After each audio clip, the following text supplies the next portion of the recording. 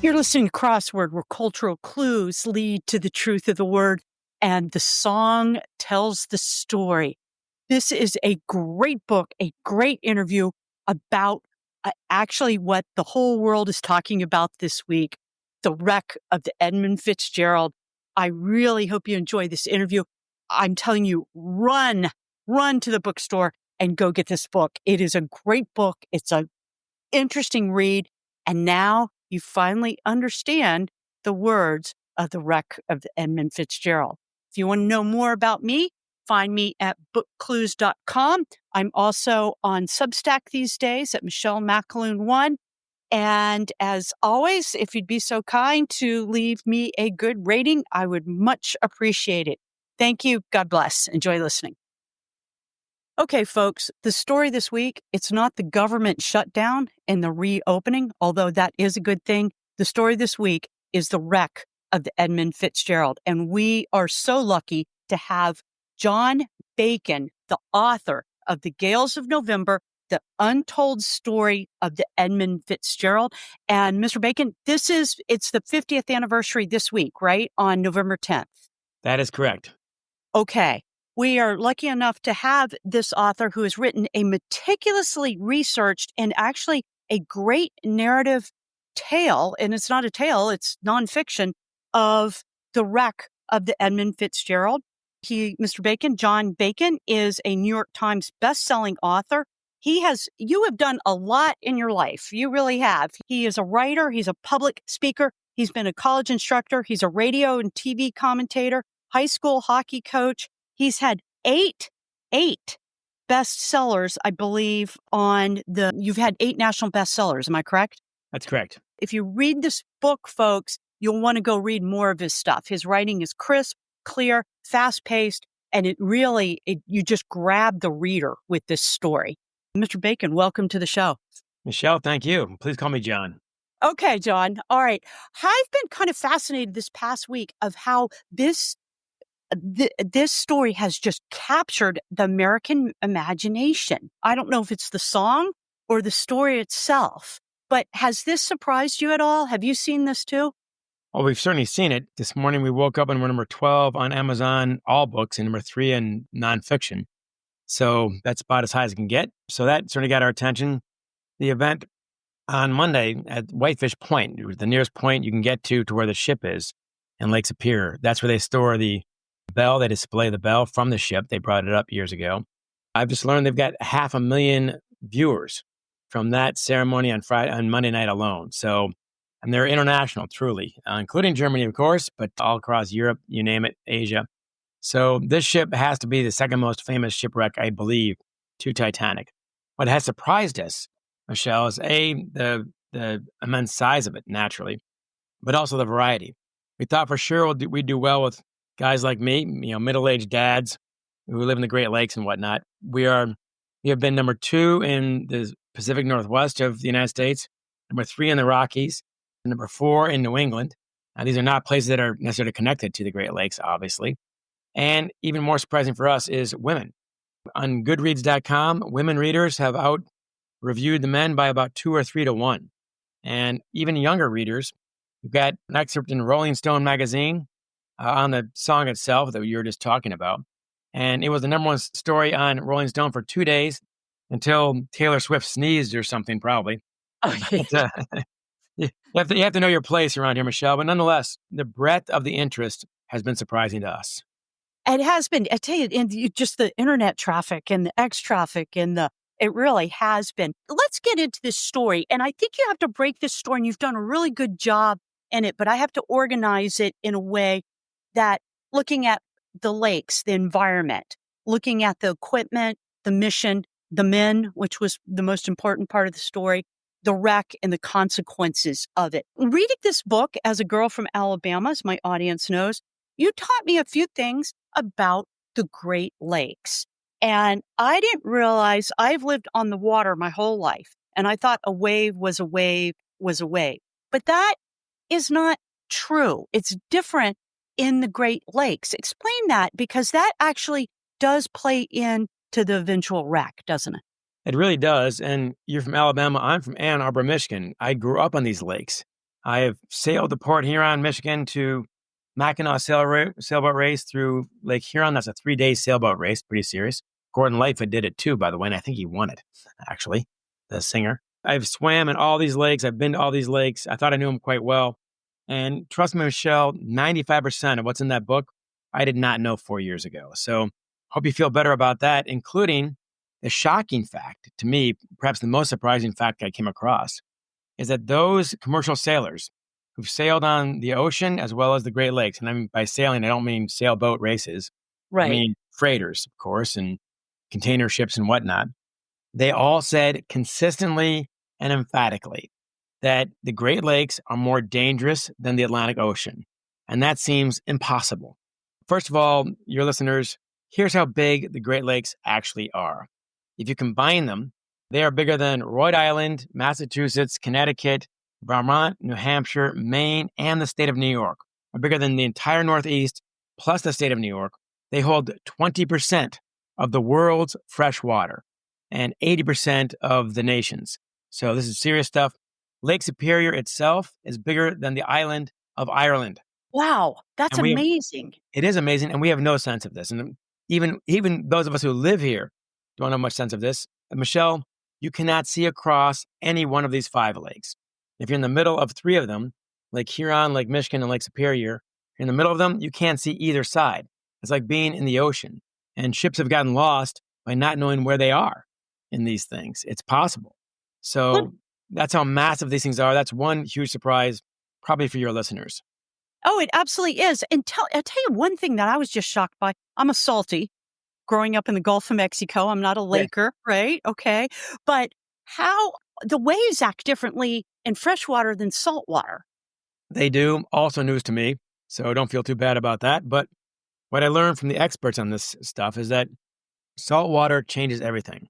So the waves you get on the ocean are certainly serious and dangerous and, obviously a perfect storm and plenty of shipwrecks on the ocean, naturally.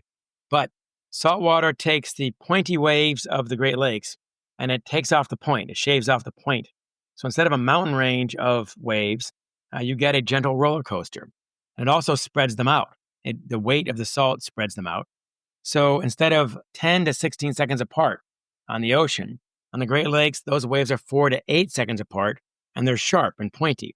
And on top of that, on the ocean, the waves you're getting are probably from a storm 500 or 1,000 miles away. So by the time they get to you, you get this nice, gentle roller coaster. Still scary, still dangerous, but not nearly as bad as what you get in the Great Lakes, which is this mountain range, these sharp, pointy waves 4 to 8 seconds apart, produced by what they call locally occurring storms. And I asked one of these guys, what does that mean? He goes, it's right over your damn head. That's right. Wow. So, Okay. and what that means, what does it all mean? Let's put it all together. So on the Great Lakes and not on the ocean. The ocean, you ride up and down these things. On the Great Lakes, you can have your bow stuck in a 30-foot wave at one end and your stern 700 feet later, because these things are gigantic, they're 700 feet long. Now they're 1,000 feet long. You can have your stern stuck in another 30-foot wave with nothing supporting the ship in the middle. It's caught.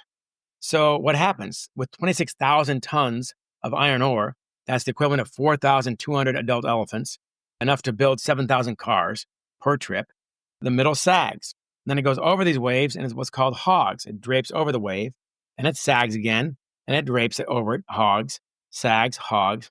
Well, that happens 10,000 times a day in a storm. Take a paper clip and bend it back and forth 10,000 times. And what's going to happen? That's what happens to these ships. I've got a chapter on the Bradley in 1958 and the Morel in 1966. These are 2 ships that got caught between 2 waves and just cracked in the middle. And here's a stunning stat for you. Between 1875 and 1975, there were 6,000 shipwrecks, commercial shipwrecks, on the Great Lakes. That's 1 per week, every week for a century, 30,000 crew lost. That is 1 per day, every day for a century. That's how dangerous these things are. Wow. And we'll talk about it later, but since 1975, there has not been a commercial crash. Is that correct? That is correct, and that's because of this ship, the Because Edmund of the Fitzgerald. Edmund Fitzgerald. Well, let's talk about this actual ship that I think was killed or it was launched in 1958. Am I correct? June 7th, yeah. How big is it? What are we talking dimension-wise?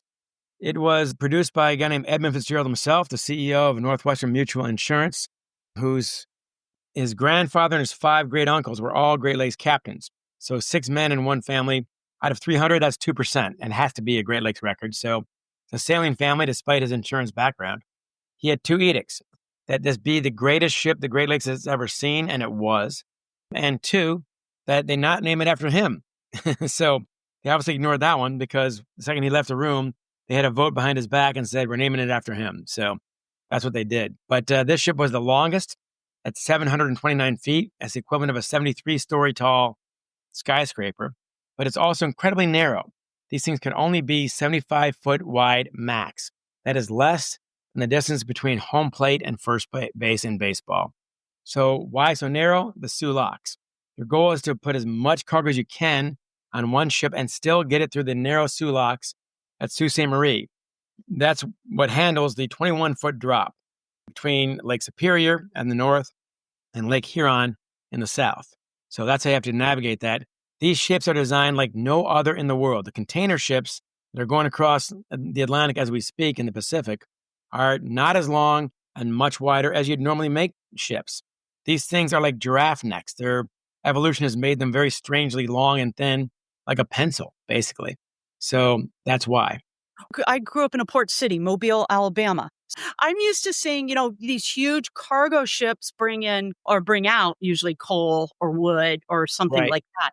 The book has great pictures in it, and you show pictures at the end of the Edmund Fitzgerald. So it is really good.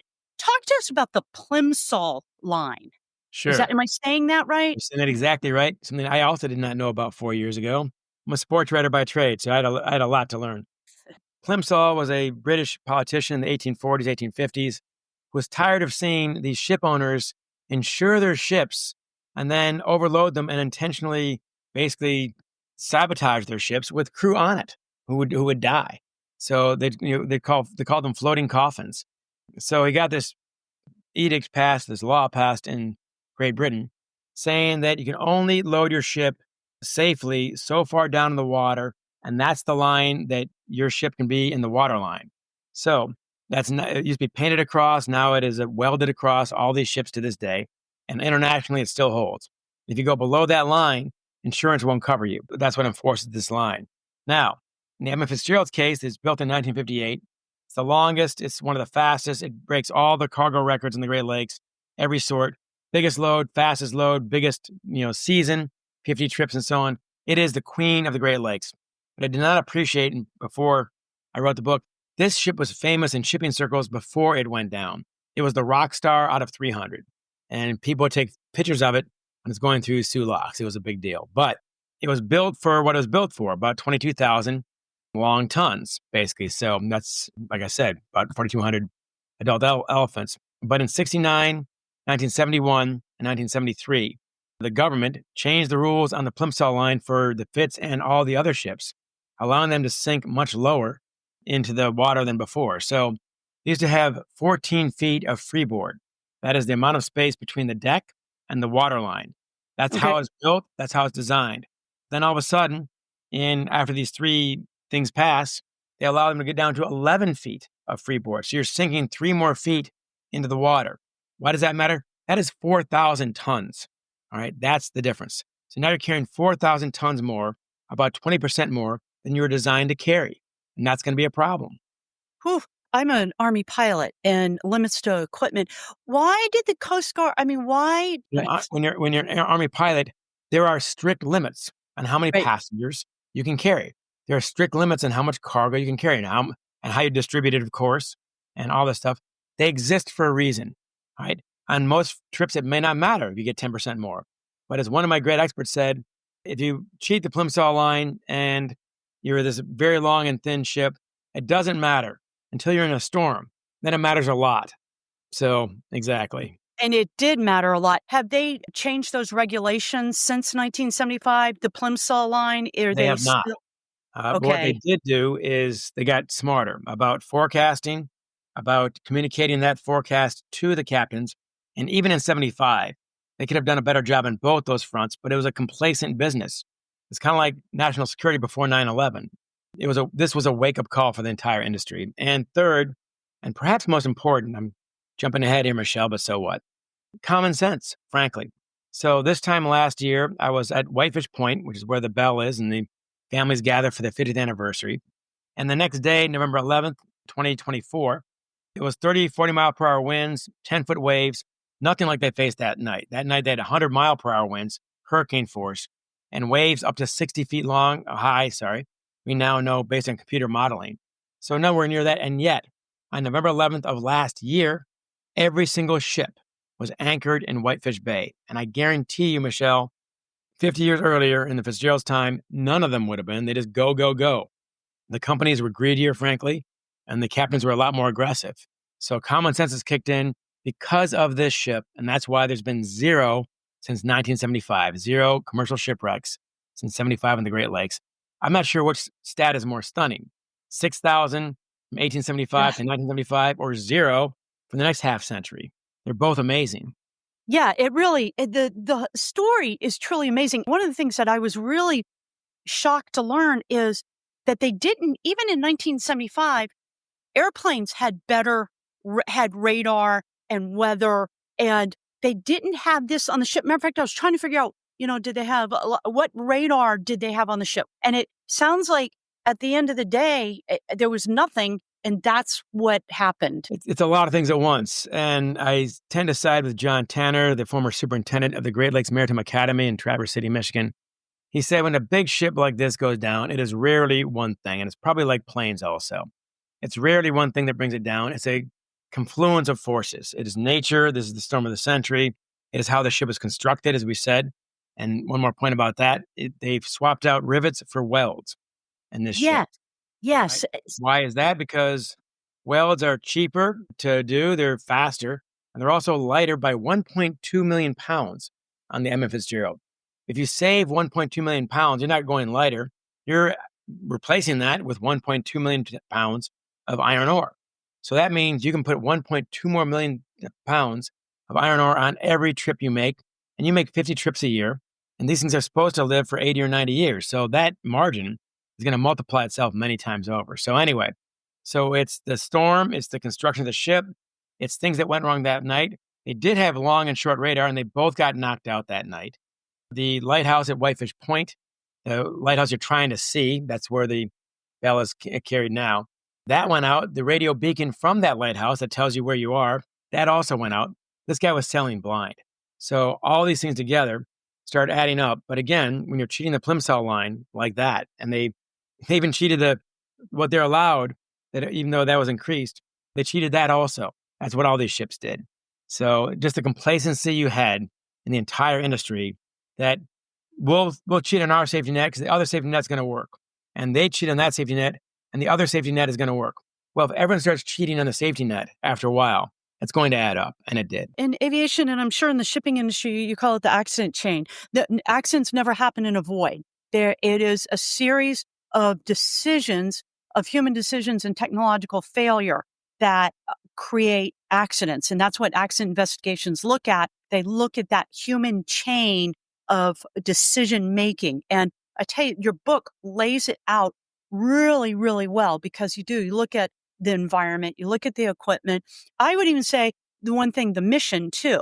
And the mission, it was his last run of the season, right? It was worse than that, Michelle. I'd gotten to 6 crew members who'd been on the ship the year before. So when I say the untold story of the Edmund Fitzgerald, I know the story's been told many times. I've got 20 books behind me telling the story, but my version, I believe, is untold. I got to 6 crew members who'd been on the ship, obviously before it went down. All 29 men on that night are all down with the ship now. And they're all went to talk for the first time to a reporter. I got to half the family members, 14 of the 29 families. I got to one guy, Rick Barthuli, probably the last guy alive, who was on the Arthur Anderson that was sailing alongside the Edmund Fitzgerald that night. He was on the ship that night, and he can tell us as close as we can get what it's like to being on the Edmund Fitzgerald that night and how that storm functioned. So that's what it is.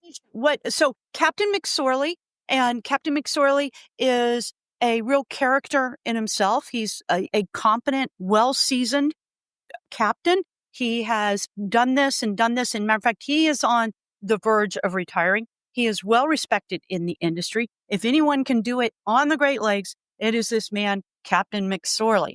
So what is the mission that day of what were they trying to achieve? And there's some things that you described about the mission that raised some eyebrows. You raised a very good question. So I got to these 6 crewmen who'd been on the ship. 2 of them were on the ship that year. One had just got bumped off in September, a month and a half before the ship goes down. They knew McSorley quite well. So I learned a lot of things about him. One, he was, in fact, the greatest captain on the Great Lakes. He was the best in rough weather, as you said. If there's any guy who can get him through, this is the guy. They all said it. Even his rivals said that.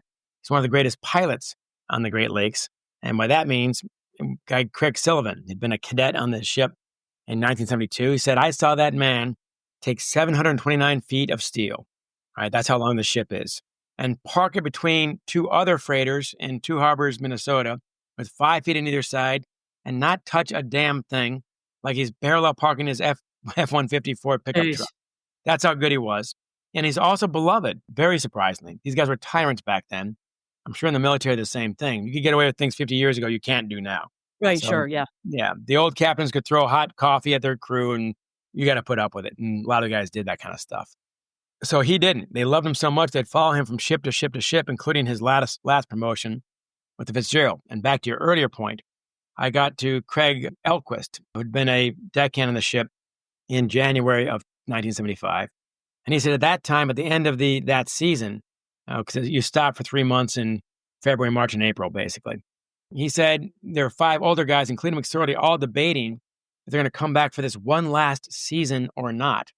And then they all decided, of course, to come back, promising their wives, they're all married, promising their wives that, okay, this is it. This is my last season. I'm going to retire and be a much better grandfather than I ever was a father, because they're gone 9 months out of it. So that's what they're going to do. And in McSorley's case, he was about to retire the week before, 1 trip before, 5 days earlier, but told Don Frericks of Silver Bay, Minnesota, a guy, I got to his son, who recalled the conversation, and said, no, I need to tack on 1 more trip. As a captain, you get a quota for your cargo. He's passed the quota, so you get a bonus. He needed that 1 more bonus check to pay for his wife, Nellie's health care. She probably had cancer. She's in 24-hour care in Toledo. This trip was to pay for her health care. So it was a tack-on trip. They didn't necessarily have to go, but they did for that reason. Not greedy. He's been a good guy, obviously, but that's where these guys were incredibly. So that's why they went on this trip. Wow. You actually really lay out the culture of the Great Lakes around the steel industry, around the car industry. Taconite was their cargo, right? The taconite pellets. And they had, 26,000 tons of it? I mean, that's an unheard of number. Yes, and there's a taconite pellet for you. Oh, okay. Oh, they're teeny. I know it's video, not radio. Yeah, they're just marbles, basically. So okay. I got a whole little pile of these things right here. So, oh my goodness, right. So this is what they were hauling. They were hauling this and hauled uncovered. It's all open to the elements. It's just, right? It's covered by the cargo hatches. These ships are like gigantic canoes, the same way the Voyageurs, the French-Canadian fur trappers who got 400 million beaver pellets back in the day. That's a crazy number. Almost made the beaver extinct. How about that? But these guys, they have 21 gigantic cargo holds, and a deck crane lifts up the covers, because these things are way too heavy for humans. So it lifts them up, puts them to the side, and these chutes in these gigantic docks that are 80 feet tall, 80 feet off the water, and can go a half mile into the water. That's how gigantic all this stuff is. When you see this stuff, you just can't believe it. But anyway, they load them up, and it's like cocoa pebbles, basically. This taconite rolls in very easily, like pouring cereal into a bowl, basically. And once that's done, you put the hatch cover back on, these 21 hatch covers. And then these poor deckhands, in warm weather, they can just do the corners, put these Kessner C-clamps, basically, on the corners of each hatch. But in rough weather, including November, automatically done. They've got to do all 81 per hatch, which means 1,420 or so. And that's a solid hour of work for 3 men. The work is so hard that even in the winter, when it's snowing out, you'll be finishing that work in your T-shirt because you're sweating so much. Wow. So that night, he's going with another boat, and he's almost competing against another boat, right? He is. It's it kind of oscillates. Good read, by the way, Michelle. And I hope your listeners appreciate you do your homework. You've given it's some a great thought. book. It's easy. That was easy. Well, you're kind. So these guys are always in competition. And why is that? Because the funny dynamics, basically, the logistics of the Great Lakes. There's a checkpoint for southbound ships right before the Soo Locks I mentioned. There's a map of that in the book. And there's a southern checkpoint. So if you're going upbound or downbound, either way, to the Soo Locks, there's a checkpoint. And once you reach that checkpoint, you call in to the lockmaster at Soo Locks. You get your numbers, like waiting for your donuts at the bakery. You take a tab, basically, you get your number. And you can't move that number. You mess around with that number, you're in big fat trouble, and it ain't going to go well. But anyway, so you and I are racing to Parisian Island, to Ile Parisienne. All right. If I beat your ship by 1 minute, I go to the locks first. If I go to the locks first, guess what? The lock takes 1 hour to fill up with millions of gallons of water to get my ship to the right level and go into Lake Huron. So I beat you by an hour. And if I beat you by an hour, guess what? We're both racing to Zug Island, Detroit to dump off this load for Ford Motor Company. And if I beat you there, it's a 14-hour process to unload that ship. So I've beaten you by you're waiting for me 14 hours to unload my ship. Michelle, if I beat you by 1 minute to that island, I've beaten you by 15 hours. And trust me when I tell you, your company in Gary, Indiana, or my company in Cleveland, Ohio, they know all about it. And you finish second too often, you ain't going to be a captain very long.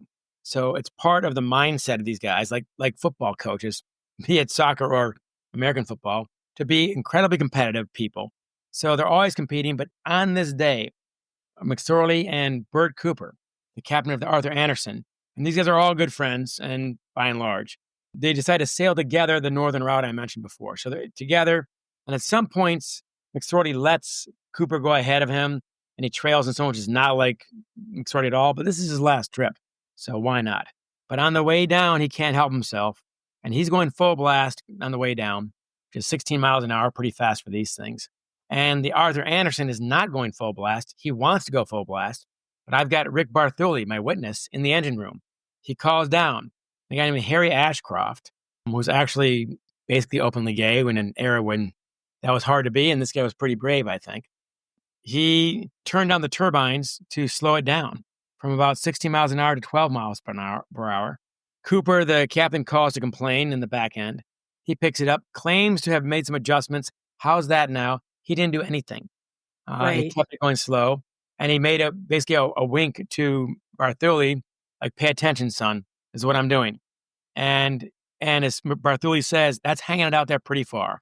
All right, you can be docked pay, you can be fired, you even can be brought up on charges. This is Merchant Marine, after all, basically. He's risking his career at that point. But as Barthuli said, I learned a lesson that night. No matter what the captain asks for, if it's the wrong thing, you don't do it, even if it means losing your job, because he saved my life.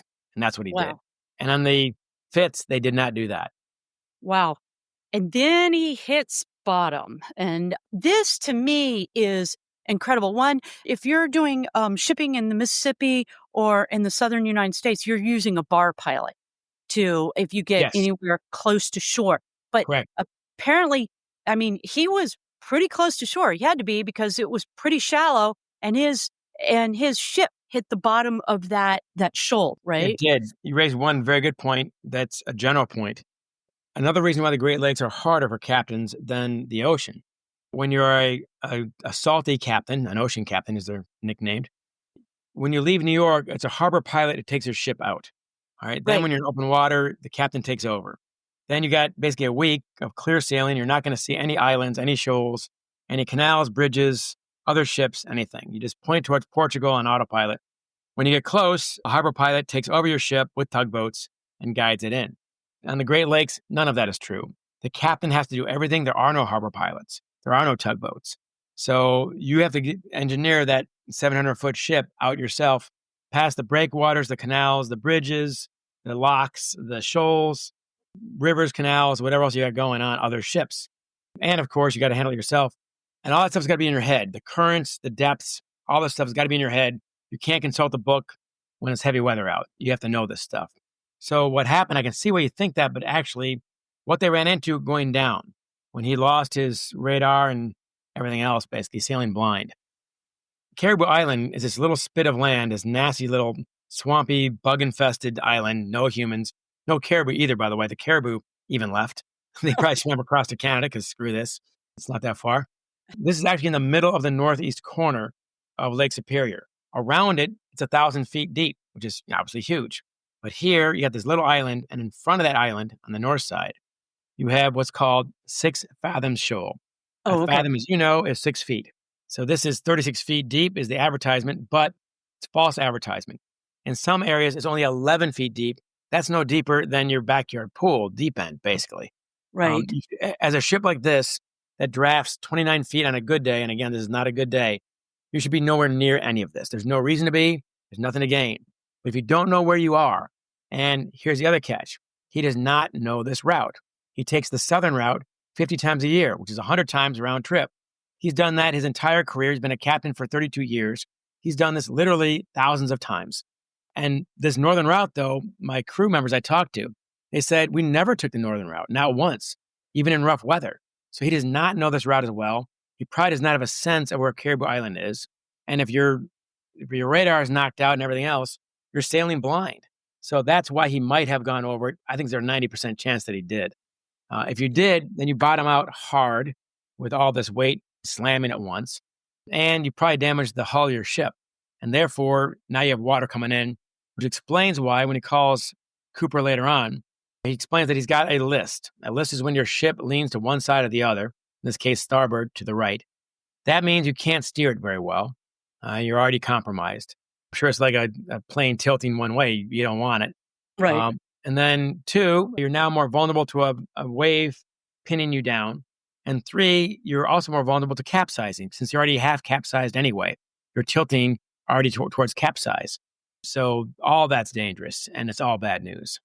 Well, the picture at the end that you show, and it's of the hull of the Edmund Fitzgerald, and the writing is upside down. In the end, do they think capsized or just split apart, right? Because there's 2 parts on the I want to say the ocean floor, on the lake floor. That is the mystery. The mystery, too, was why the Coast Guard didn't respond. The one guy, what was going on there? Great question. You raise a few things at once. Like the song says, it might have capsized, it might have broke deep and took water. We don't know. And the best line from that, I already said, John Tenner, there's always a lot of things that add up to these disasters. Right.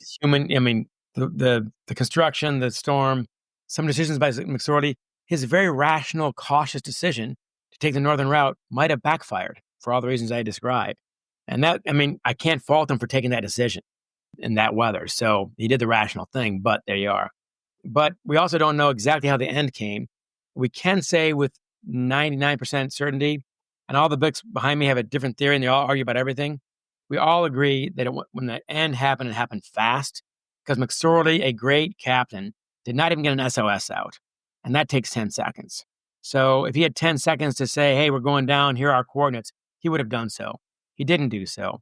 The life rafts and the lifeboats, 2 of each, were still fastened, were still pinned when it went down. So no attempt was made to leave the ship, basically. And no one jumped over either. So all that figures in. But what happened at the end, we're not quite sure. It could have cracked on the surface, like the Bradley Morrell did, as I said. It could have also cracked, once it's going down, it's 530 feet down at the bottom of Lake Superior. And that's, that's a 53-story skyscraper. It's obviously a lot of water and it's dark down there. All day long it's dark down there. It's freezing, of course. And yet, this ship is 729 feet long. So even when you smack the bow at 530 feet, you have 200 feet still sticking out of the water. That's how long this thing is. So it could have cracked on the surface and it could have cracked when it hit. I tend to think it cracked when it hit, but we can't be sure. Did it capsize? That's possible also. It also just could have been each time you go into one of these waves, you go underwater, basically. And green water, not the splashy white stuff, the green water is the scary stuff. That means you are underwater. All right. That goes over your ship and you try to pull out. And each time this thing pulls out, but eventually it might not have pulled out. So that's, I think, probably the most likely theory. But again, we're guessing. And the best line comes from Ruth Hudson, the mother of Bruce Hudson, her only child. Very sad. She said, ultimately, 30 no, 29 men and God, and no one's talking. And I'll be damned if she ain't right. Yeah, that's a great line. I tell you one thing that you do really well in this book. It was an accident chain of, mission, equipment, decisions made, but ultimately, there were 29 men that lost their lives, and their families were deeply, deeply affected by this, and there still are today. I have to ask you a question, John Bacon. Edmund Bacon Fitzgerald. Relation? I don't know, but it's actually possible because this is a Milwaukee-based family. My great-great-grandfather was Winchell Bacon in Waukesha, Wisconsin. So the families might have mixed somewhere along the line. He was kind of a big shot in Wisconsin, made a lot of money, which my great-grandfather pissed away. Okay. Which, Okay. trust me, I inherited none of that. But the kind of families that might have met, basically. So it's all I can say is it's possible, and I'm too lazy so far to look it up. But I will when the book's out, of course, and doing well. In 2026, I'm going to look that one up. We've already talked about McSorley and his wife Nellie at home, waiting for him to retire. We've got Bruce Hudson. I mentioned Ruth Hudson, his mom. Bruce had gone to Ohio State for a couple of years, dropped out to be a deckhand on the Edmund Fitzgerald. And why? Because it's unbelievably good money. You can make 3 times, 4 times what a teacher makes back at that era in current dollars, US dollars. A deckhand back then made $170,000 to $180,000 with overtime. I'm good. sorry, that's serious money. You don't even need a high school degree. You have to know what you're doing. It's a hard job. But anyway, so he's making good money. He's saving it. He's salting it away, being very smart, except for his one indulgence is a 1972 Dodge Challenger muscle car. We found the car, Michelle. It is in mint condition. It's not in the family anymore. But whoever has it has got it in mint condition. In the back passenger window is a sticker with the logo from the smokestack of the Edmund Fitzgerald, the C with a star for Columbia Transportation. That's how proud he was of being on the Fitz. So he and his buddy, Mark Thomas, a fellow deckhand from Cleveland, they're both from Cleveland. The car is waiting for them in the dock in Toledo 3 days later.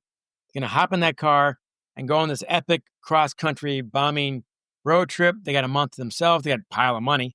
Let's do it. And back then, of course, they wanted to go to Colorado to get Coors beer back when that was exotic. Right. Remember? Yeah. Yeah. How about that? Go to LA and come back along Route 66. Pretty cool trip. But then in the meantime, he finds out from a payphone at one of the sailor bars in Silver Bay, Minnesota, where they're loading, that his girlfriend, Cindy Reynolds, a waitress in Toledo, is pregnant. He's got to think fast. And he says, don't worry, we'll move in together. We'll raise the child ourselves. I've got money. We're going to be okay. And she's obviously very relieved to hear that.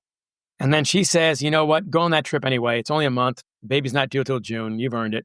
And that's when he thinks he's going to marry this girl, as he probably should as the mother of his child. But anyway, that's where he's headed for the most momentous year of his life.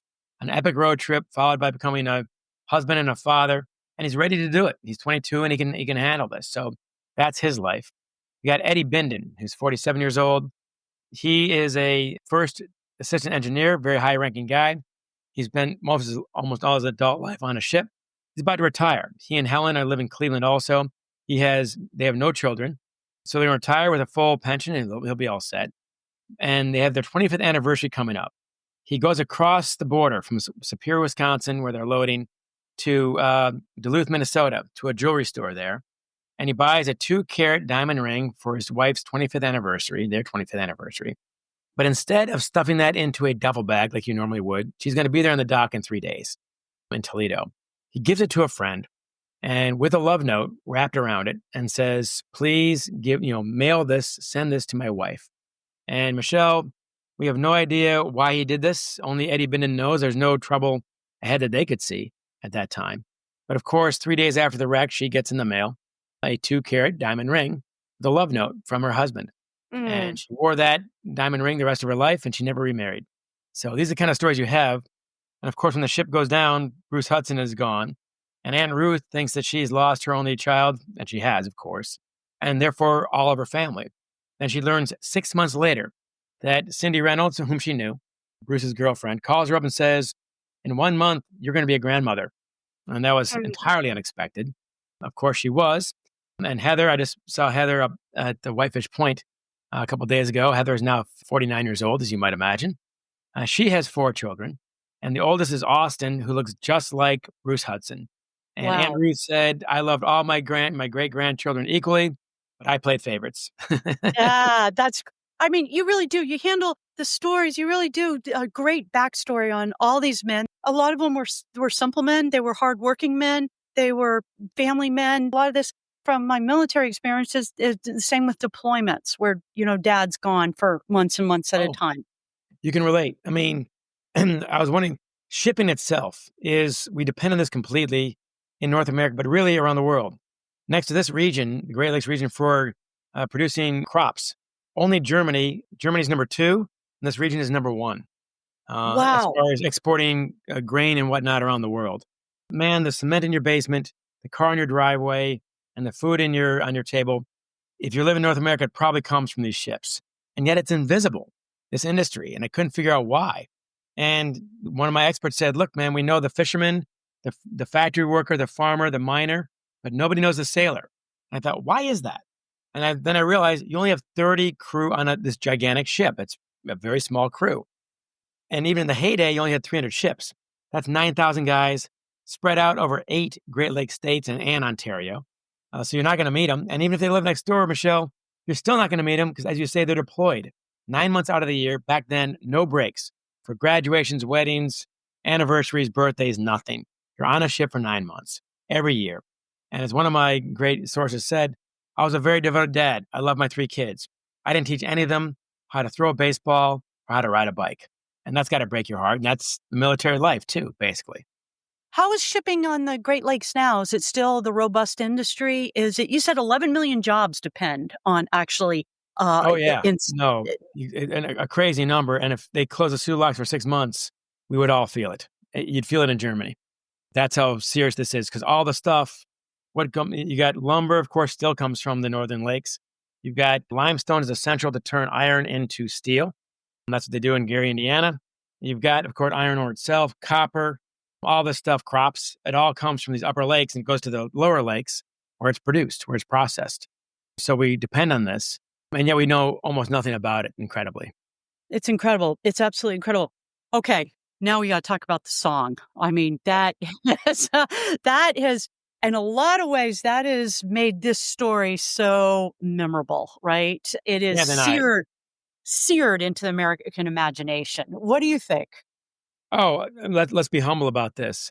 If you're writing a book about the Edmund Fitzgerald, there is no book without the song first. Right. No one knows what you're talking about. And look, I mean, every book on my shelf, including mine, we all borrow a line from the song. The legend lives on, tattletale sound. Mine is the gales of November. You can't ignore it. And I think the song also played an important role. The song brought so much attention to this shipwreck that it finally shamed the industry into reforming itself. And that's why one reason why there are 0 shipwrecks, as we said, between 75 and the present. But anyway, the song, what's wonderful about it, in my opinion, and beautiful, it was never supposed to get recorded. It was never supposed to be a hit. So that story, Gordon Lightfoot, an experienced Great Lakes sailor, he knows what he's talking about. He was working on an Irish sea shanty that night, November 10th, thinking to himself, drinking coffee in Toronto, it must be hell on Superior tonight. And he's right about that. So he already feels connected. Then the words come in for his song. He didn't have any words. So Harry Atkins of the Associated Press, he's 84 years old now. He wrote the first story, and I found Harry's a friend of mine, it turns out. I had no idea he did this. Oh, wow. So he's got the original copy, printed out. We got Jim Gaines of Newsweek 2 weeks later. He did a wonderful job. He's a University of Michigan grad. We have mutual friends. He's still alive. He's still sharp. We talked about that. His story was so beautiful. In a Newsweek article, this is very rare, that 4 or 5 lines were lifted basically by Gordon Lightfoot for the song, which I spell out in the book. So he's got the words, but he still does not want to play it for anybody. And they're recording the next album, Summertime Dream, in spring of 1976. They've got 11 songs ready to go. This is not one of them. It's not ready, he says. So they're doing 11 songs. They've got 5 days to record it in the studio. They finish after 3.5 days. They're a tight band. And they're literally, Michelle, packing up their guitar cases, their drums. And the producer, Ken Friesen, says over the PA, hey, Gord, why don't you try that song you've been screwing around with, between takes? He goes, it's not ready. So, but he says, you know what? I'm charging you for 5 days, whether you do it or not. Right. We're here with the board. The band is here. Why not give it a shot? So he gets talked into it, finally. So he says, dim the lights. And he's quiet for about a minute, kind of gathering the mood that he wanted for this song. In the meantime, Barry Keane, 24-year-old drummer who's also still around, and I got to him, and he's been a great source. He said, what do you want me to do? He's never heard the song. And he says, I'll give you a nod when I want you to come in. Okay. So Lightfoot goes for a minute and a half. And Barry Keane thinks this song's about to end and he's forgotten all about me. That's how long songs were back then, about 2 minutes. Right. And then, nope, at 1:34 exactly, Gordon Lightfoot nods to Barry Keane, and he comes in with that part you cannot imagine the song without anymore. It's the storm. When Right. a quiet pause and the storm comes in with the tom-toms and so on. A beautiful and gutsy, I think, drum fill. And they keep going, and they finish the song in 6 minutes and 28 seconds. That's 3 times longer than a normal song at that time. And I think, you know what? That wasn't half bad. Let's try it again. He's a perfectionist. They tried it again. They tried it again. They tried it again. They tried again 5, 10 times the next day. And they said, you know what? We did not get it as good as we did the first time. And it turns out the producer recorded the first one, which they did not realize that he had. And they used that one. So the song we've heard on the radio for 50 years now, or 49, is not only the first take. And Barry Keane, who's been on 500 albums, literally, he said, I've seen 5 or 10 first takes in my career. This is the first time we ever played the song. You know how often that happens? Never, never, ever, ever, ever. And I said, why? How did it work this time? He said, man, this is not a song you think your way through. This is a song you have to feel. And we felt it the most the first time when we were basically making it up. Wow. And that's just incredible. And the song comes out. And even at that, they think, okay, it's a song in the album, but so what? They're on the Midnight Special, this Friday night concert series that you might recall in Alabama. I recall growing up on Friday nights. They're allowed to play 6 songs from that album out of 11. They don't pick this one.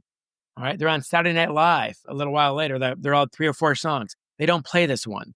They don't think this song will ever be a hit. It has no chorus. It has no guitar solo.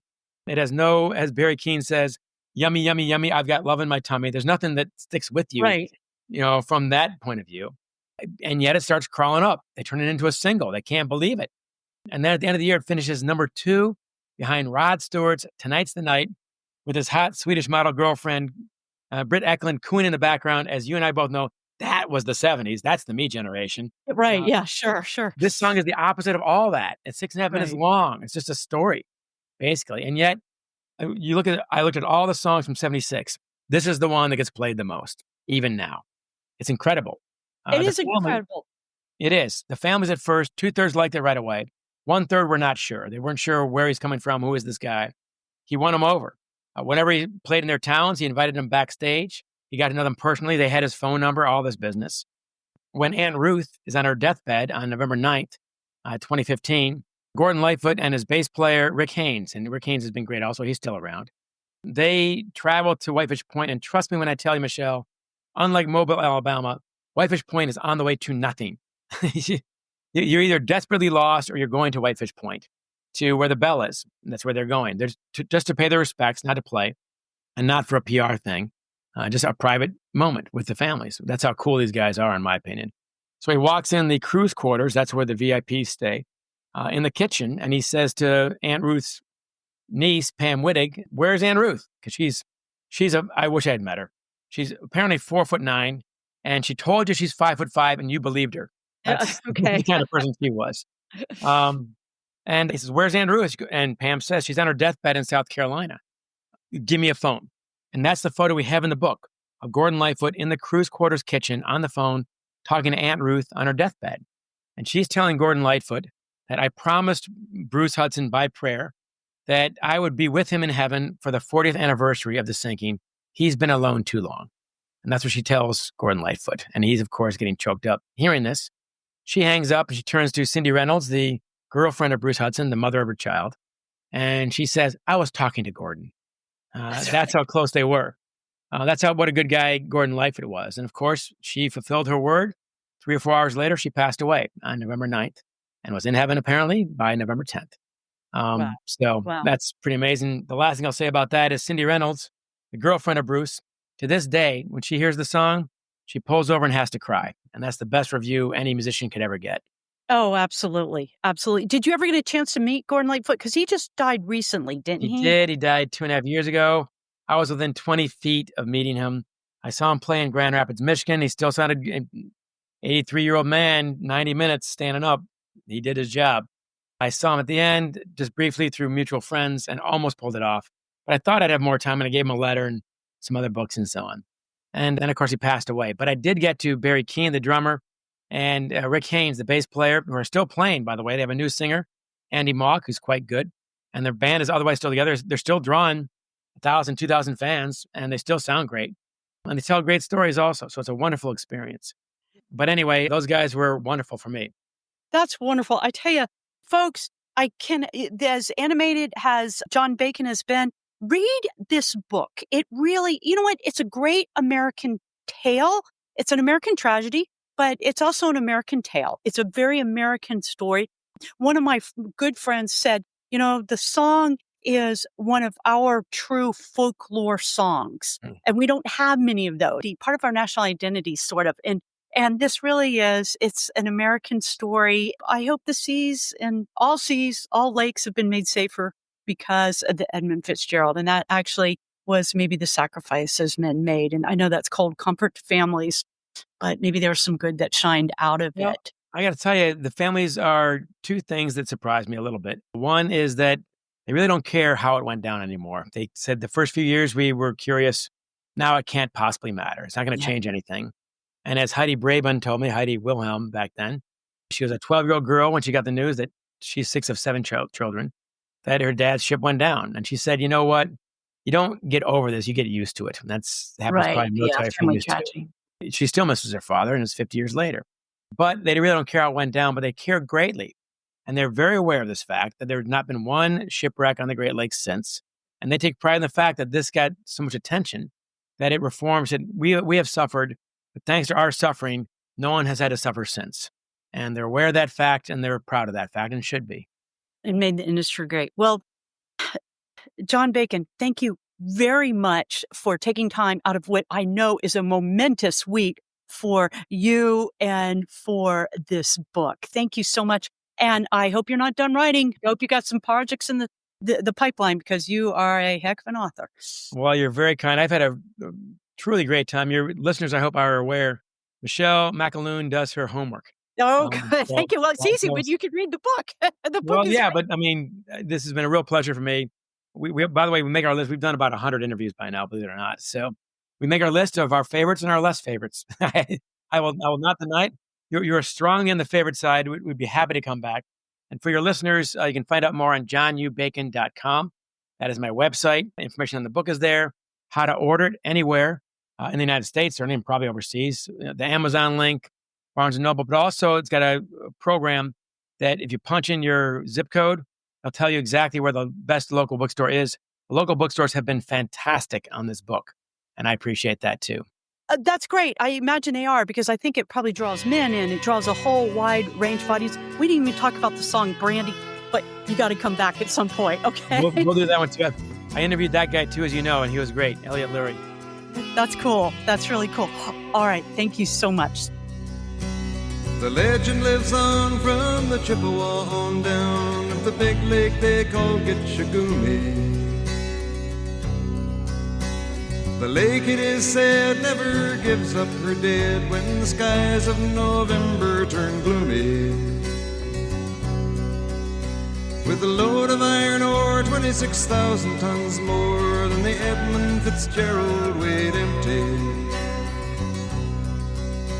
That good ship and true was a bone to be chewed when the gales of November came early. The ship was the pride of the American side, coming back from some mill in Wisconsin. As the big freighters go, it was bigger than most, with a crew and good captain well seasoned, concluding some terms with a couple of steel firms when they left fully loaded for Cleveland. Then later that night when the ship's bell rang, could it be the north wind they'd been feeling?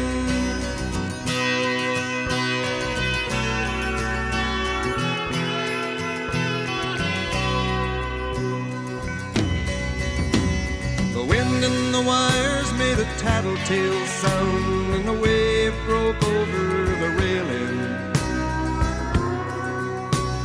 And every man knew, as the captain did too, 'twas the witch of November come stealing. The dawn came late and the breakfast had to wait when the gales of November came slashing. When afternoon came, it was freezing rain in the face of a hurricane west wind.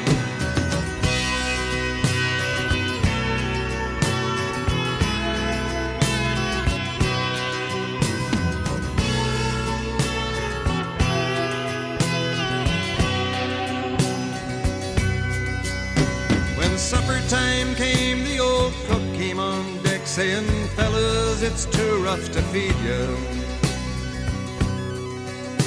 At 7 p.m. a main hatchway caved in. He said, "Fellas, it's been good to know ya."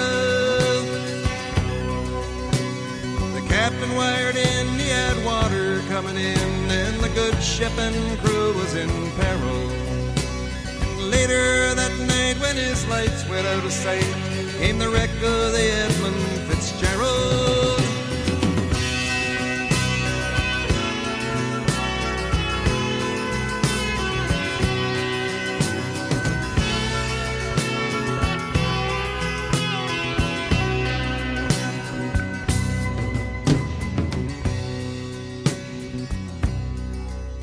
Does anyone know where the love of God goes when the waves turn the minutes to hours?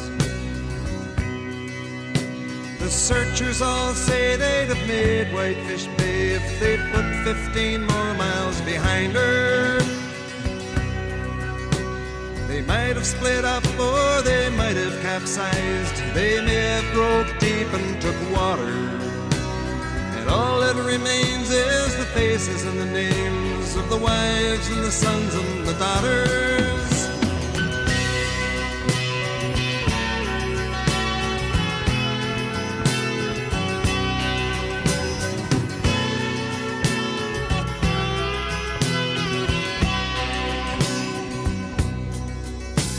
Lake Huron rolls Superior sings in the rooms of her ice water mansion.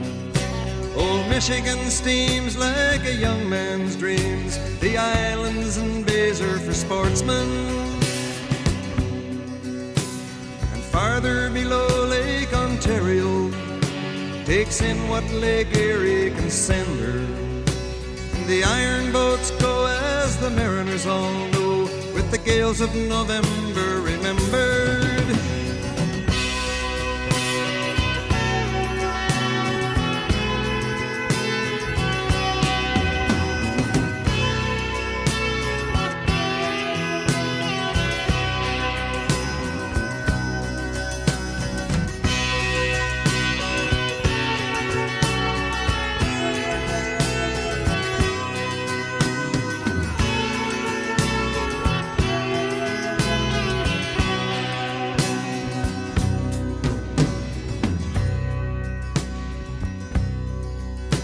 In a musty old hall in Detroit, they prayed in the Maritime Sailors' Cathedral. The church bell chimed till it rang 29 times for each man on the Edmund Fitzgerald. And the legend lives on from the Chippewa on down of the big lake they call Gitchagumi. Superior, they said, never gives up her dead when the gales of November come early.